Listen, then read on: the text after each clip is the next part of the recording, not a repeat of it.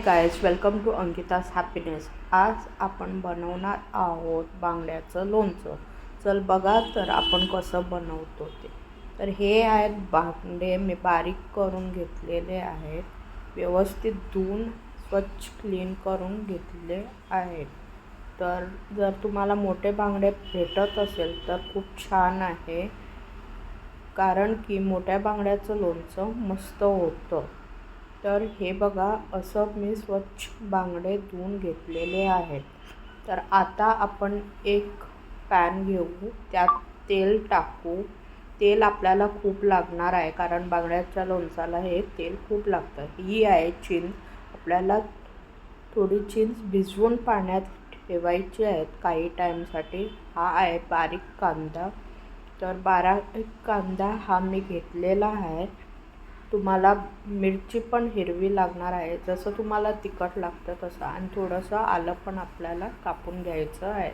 तर हे आहे तेल, मस्तपैकी गरम झालेलं आहे, त्यात आपण टाकूया आता हे बघा मिरची, आलं आणि कांदा, ह्याला टाकून मस्त आपण आता फ्राय करून घेऊ।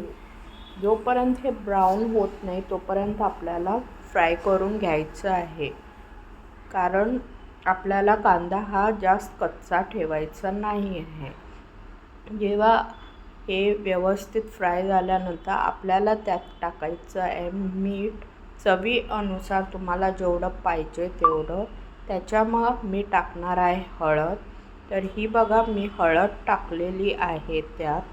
तर आता आपण टाकूया मीठ आणि हळद एकत्र, आणि तुम्हाला पाहिजे तेवढा हिरवा मसाला, जो तिखट मसाला असतो तो टाकायचा आहे, जेवढं तुम्हाला तिखट लागतं तेवढं।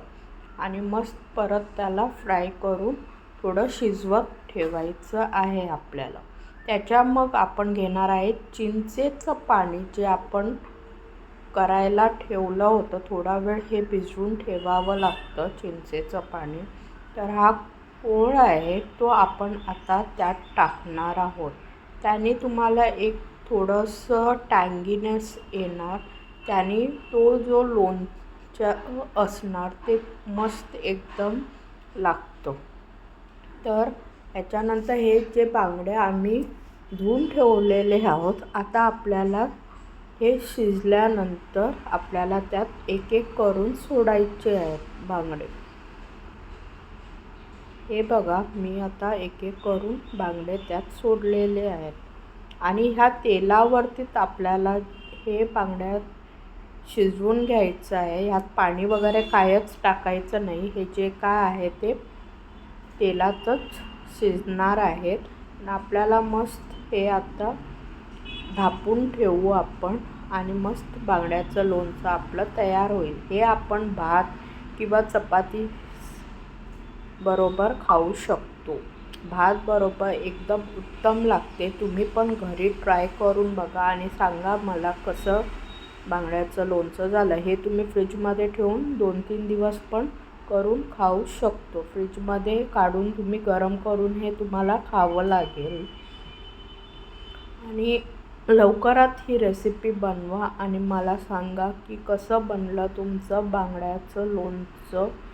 हे उत्तम एक छान रेसिपी आहे, जेणेकरून हे काहीतरी वेगळं तुम्हाला बनवून खाता येईल घरी, घरच्या घरी।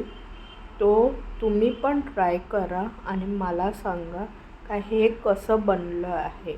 जास्तीत जास्त गाईस, तुम्ही जर मोठे बांगडे भेटले तर बघा, कारण त्याचं चांगलं लोणचं बनतं आणि ते चवीला पण छान असतं। तर सबस्क्राईब करा माझ्या चॅनलला, जर तुम्हाला हा व्हिडिओ लाईक झाला असेल